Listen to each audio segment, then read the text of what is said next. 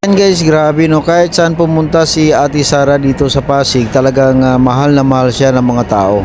Si Ate Sara kasi wala pang posisyon pero marami nang natulungan.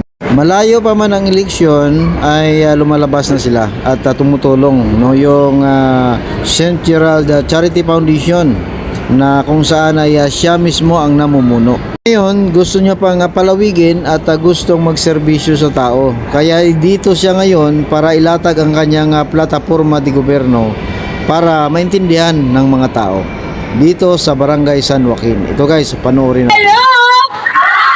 Yan, live alert awake kahit gabi na. Gutom na ba kayo? Sige, gutom din ako. Damay-damay na tayo dito. Okay, sinong first time akong nakita? Okay, so konti na lang doon. Okay lang po ba? Kami na lang mag-usap, tas uwi na kayo? Joke lang. Siyempre gusto natin happy vibes lang tayo, tama po ba?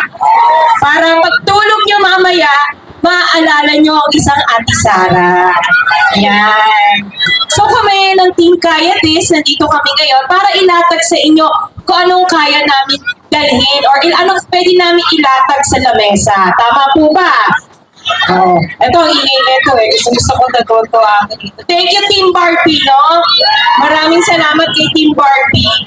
Siyempre, magbabanggit muna tayo ng mga nandito, no?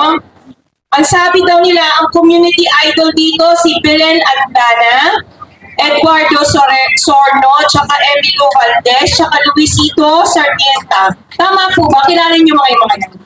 Nandito?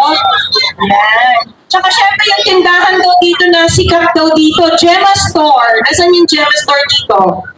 Oh, tsaka Matet Store, tsaka Multipurpose Store. Yan, ipanggit ko lang. Tapos syempre nagpapasalamat po ako, ang dami ko.